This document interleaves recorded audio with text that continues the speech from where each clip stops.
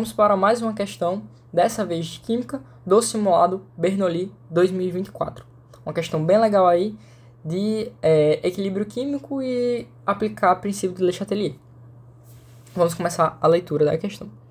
O biodiesel é um combustível obtido por meio da transesterificação de óleos vegetais. Só para lembrar, transesterificação é uma reação onde um éster se transforma em outro éster. Muito comum, como a questão disse, nas reações de biodiesel, a formação do biodiesel, como óleo de soja e óleo de mamona, né? Para melhorar a eficiência dessa reação, são utilizados diversos catalisadores, sendo o óxido de cálcio, o CaO, um dos mais promissores. O principal benefício do óxido de cálcio é que ele pode ser facilmente obtido a partir de resíduos como casca de ovo ou conchas de ostra, além de ser produzido pela decomposição do carbonato de cálcio, cujo equilíbrio químico está indicado a seguir. Então ele nos dá a reação, né, de formação do catalisador da reação do biodiesel, que é o óxido de cálcio, e também nos fornece o ΔH da reação. Qual condição favorece a formação do catalisador utilizado na transesterificação? Então, ele quer o quê? Ele quer que a gente marque a opção que diz qual é a condição onde o óxido de cálcio vai ser favorecido nessa reação aqui, né, da formação dele. Só para lembrar, catalisadores são espécies químicas que conseguem aumentar a velocidade da reação, fornecendo para essa reação um caminho alternativo que possui uma menor energia de ativação. Isso a gente vai ver mais para frente em outras questões, mas só para relembrar aqui, caso você tenha esquecido, o que são catalisadores. E agora vamos analisar alternativa por alternativa para a gente ver aqui qual é a melhor resposta para a gente. Então, o aumento da pressão e a adição de um gás inerte. Essas duas alternativas aqui, elas, no final das contas, nos dizem a mesma coisa. Por quê? Porque o aumento da pressão e a adição de um gás inerte, ambos vão logicamente aumentar a pressão. Porque quando você adiciona um gás inerte, pelo próprio nome já diz, ele é inerte, então ele não vai participar da reação, mas ele consegue aumentar a pressão da reação. Pense em uma garrafa e que você vai bombear gás dentro dessa garrafa. A pressão da garrafa vai aumentar. Então, a adição de um gás inerte e o aumento da pressão na reação, ambas nos dizem, como eu já disse, no final das contas, a mesma coisa. E por que não pode ser essa opção? Para a gente analisar sobre aumento de pressão, nós temos que nos atentar ao estado físico que as substâncias da reação está se encontrando. Então vamos olhar aqui, nós temos sólido, sólido e gasoso. E como que vai funcionar aqui o princípio? A reação química, ela sempre, se existe o aumento da pressão, então eu vou colocar aqui, maior pressão, ela vai ser deslocada no sentido de menor quantidade de mols de gás. Então, vamos colocar aqui, deslocada para menos gás. Ou seja,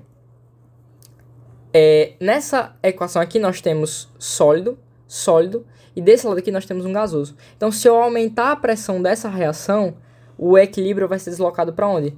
Para o local onde eu tenho menos gás, que é o dos reagentes. Porque aqui eu tenho 1 mol de gás e aqui eu não tenho gás. Caso, por exemplo, nós tivéssemos outra substância aqui gasosa, e que tivesse 2 mols dela, por exemplo, a reação se deslocaria no sentido direto da reação, né? No sentido dos produtos. Mas não é esse o caso aqui. Nós temos mais gás no produto do que no reagente. Portanto, o aumento da pressão ou a adição de um gás inerte deslocaria a reação no sentido inverso, que não é o que a gente procura, porque nós queremos favorecer a formação do óxido de cálcio. Então, já vamos retirar das alternativas o aumento da pressão e a adição de um gás inerte. Aumento da temperatura. Vamos analisar o ΔH dessa reação. Porque o ΔH vai nos fornecer informação necessária para a gente saber sobre o aumento da temperatura. Então, ó, veja que o ΔH ele tem valor negativo, porque o ΔH ele tem valor maior que zero, perdão, é um ΔH positivo. O ΔH é positivo, perdão, eu confundi aqui os sinais, mas ele é positivo. Ou seja, se ele é positivo, isso aqui nos leva a entender o quê? Que é uma reação classificada como endotérmica. Portanto, que absorve calor. Ou seja, a reação direta, ela absorve calor. E a reação inversa libera calor. E o aumento da temperatura, de que forma ele vai influenciar? Veja, se a reação está absorvendo calor, se eu fornecer calor para essa reação, ela vai absorver mais ainda calor e a reação vai acontecer de uma maneira mais rápida ainda, no sentido direto. Portanto, essa aqui é a nossa resposta. Porque o aumento da temperatura, eu forneço energia térmica, que é o que a reação precisa no sentido direto. Lembrando que o ΔH ele é sempre dado no sentido direto. Caso eu precisasse deslocar essa reação no sentido inverso, eu deveria reduzir a temperatura. Mas não é isso que a gente quer deslocá-la no sentido direto, que é o sentido que o ΔH foi fornecido. Um ΔH endotérmico absorve calor. Então, quanto mais calor eu der para essa reação, mais ela vai se deslocar no sentido direto. Então, mais o óxido de cálcio irá ser favorecido. Vamos olhar as outras alternativas para a gente ter certeza, né? Aumento da concentração de CO2. Aqui é só usar Le Chatelier. Se eu aumento o CO2, eu desloco o sentido na direção inversa àquela que está sendo aumentada ou a substância, né? Então, se eu aumento o CO2 que está nos produtos, eu vou deslocar a reação no sentido dos reagentes. Então, não pode ser a letra D. E diminuição da quantidade de CaCO3. Veja, se eu diminuo a quantidade de CaCO3, eu desloco a reação no sentido de produção do CaCO3. Porque a reação, ela quer se manter igual.